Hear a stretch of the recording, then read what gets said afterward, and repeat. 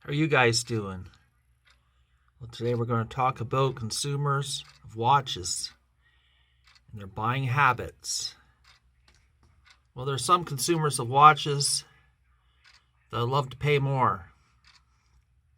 So, the more they pay, more money they spend, the better they figure the quality and value is of the watch they're paying more for. So, let's say they paid like $10,000 plus for a watch. Well, in their mind, that's a 10 out of 10 plus watch. So that's all they go by, is what they pay. So the more they pay for money, the better that watch. This can apply to luxury watches. It doesn't have to be $10,000. It can be more, but it applies to luxury watches like Rolex, Audemars Piguet, Vacheron Constantin, and all those kind of watches. It can also apply to lower tier watches that are overpriced.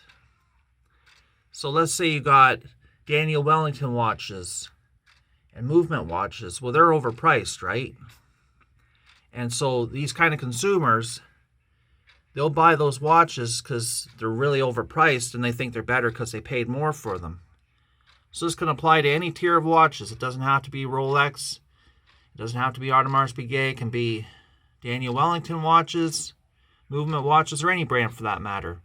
So as long as they paid more, overpaid for them, the money spent means more quality and value to that consumer. Okay? And we got a different kind of consumer. Paid less.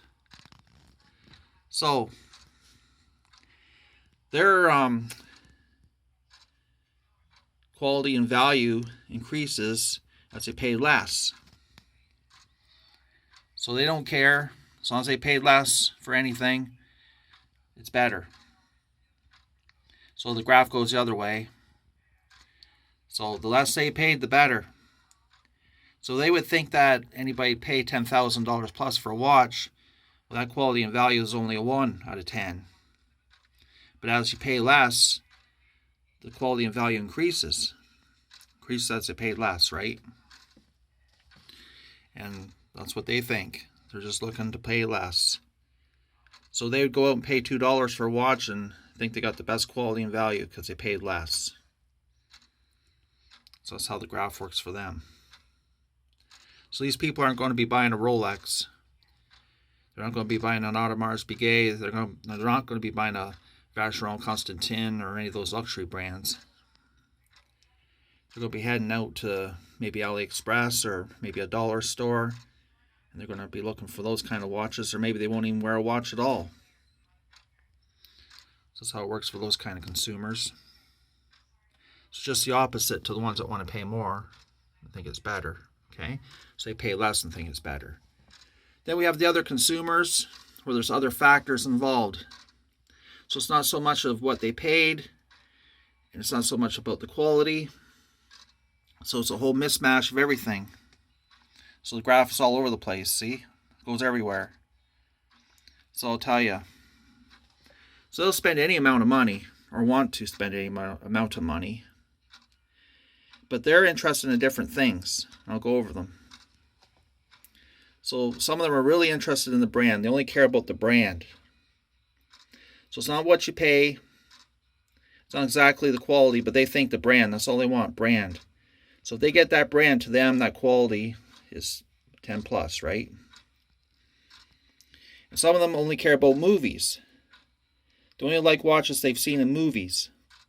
So that's the factor that governs what watch they want, what they've seen in a movie. Celebrity endorsements. They only want watches or like watches that have been endorsed by celebrities. And you've probably seen lots of those around, as everybody has. Some of them only care about trends. And those would be the type of people that would buy Daniel Wellington watches and movement watches and trendy watches. And, you know, trends can go along with anything else too, like movies, celebrity endorsements goes with trends too. And some watch buyers are only concerned about history. If a brand only has a short history, they don't like it. It's got to be a big, long history. The longer history, the better. So if the history goes back more years, the better. More decades, the better. Oftentimes those watches with the big history, they're going to be higher in price, right? Usually. Not always, but a lot of them are.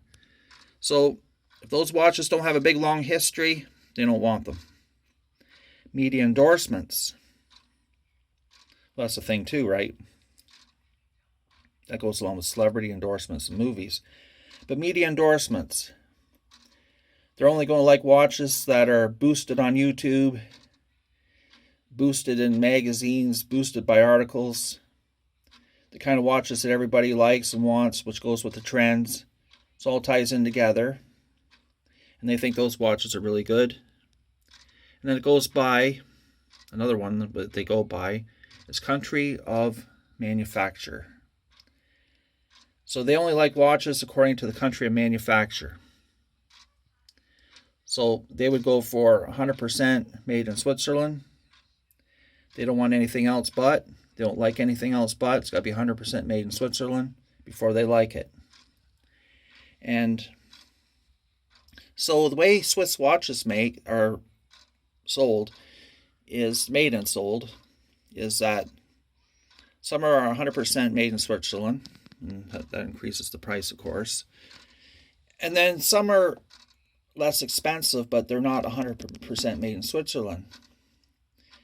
They're only made, could be 40%, 60% made in Switzerland. A percentage, right? So for a watch to count as made in Switzerland, 60% of the cost of the watch, including the movement in there, has to be in there to make it 100% made in Switzerland. So 40% of that watch could be made in China. But to these people, some of them, they only want 100% made in Switzerland. If it's 40% made in China, 40% of the cost somewhere else, they don't want it. And it could go for any other country, like they maybe only like watches made in a certain European country, but they don't like watches made in any kind of a second, third world country. It's got to be Switzerland or a country similar. So there you go, you guys. So the other factors include a lot of things. It also could include like people are only interested in a certain kind of movement, certain specifications. There's lots of factors, but this graph can go anywhere. So some people just love to pay more. They only think the quality and value is better as they pay more for the watch. And that could even include like a $4,000 or $5,000 Rolex. And it could be basically falling apart, but they just think the quality and value is better because they pay more for that. There's some people who want to pay less. They think it's better because they pay less. And then all these other factors. So what do you guys think? What do you think the factors are? What do you think? Paying more, paying less? What do you guys think about that? Just something to think about, and you're welcome to comment. Whatever you think. It's great. Thank you for your time.